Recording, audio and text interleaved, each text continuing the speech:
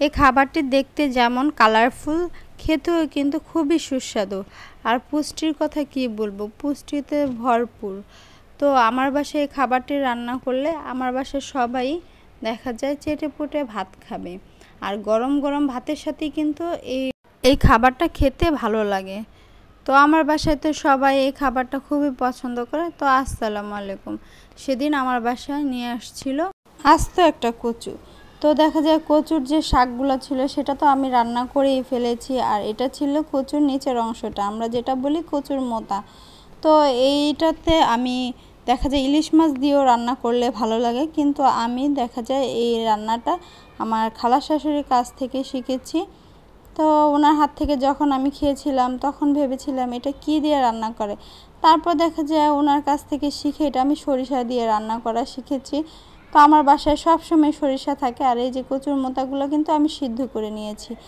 তো আমার বাসায় সরিষা দেখি নাই, তো পাঁচফোড়ন ছিল, এই পাঁচফোড়নটাকে আমি বেছে তারপর সরিষা বের করব, আর কিছু করার নেই, যেহেতু এখন রান্নার সময় আনতে যাওয়ার টাইম নাই সরিষা।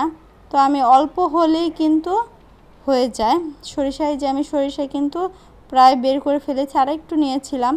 এই যে দুইটাকে আমি পেস্ট করে নিলাম, ওইখানে শুকনো মরিচও টেলে রেখেছি, আর অন্যদিকে কড়াইতে আমি পেঁয়াজ আর রসুনটাকে লাল লাল করে তেলে ভেজে নেব।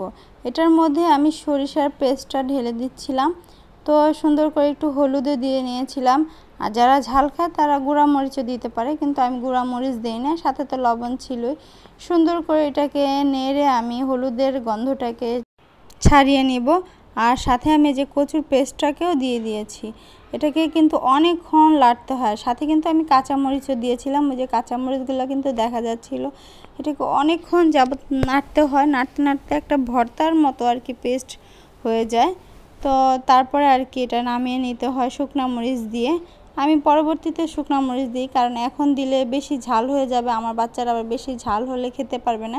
এই যে নাড়তে নাড়তে কিন্তু এই পর্যায়ে এটা চলে আসছে, আর আমার মোবাইলও দেখা যায় কালারটা ছেড়ে দিল ভিডিওটাতে। তো আমি সেটা দেখাচ্ছি। তো নাড়তে নাড়তে এটা কিন্তু অনেক নাড়তে হয়, আর এই যে এটার কালারটা হবে এরকম কালারটা আসবে, কিন্তু এখানে কালারটা ছেড়ে দিয়েছিল। লেবুর সাথে এটা গরম ভাতের সাথে খেতে কিন্তু খুবই ভালো লাগে। তো আমার বাসায় তো সবাই এটা খুবই পছন্দ করে, আমার বাচ্চা থেকে আমার হাজব্যান্ড সবাই। তো এতটুকু ছিল আজকের ভিডিও। আল্লাহ হাফেজ।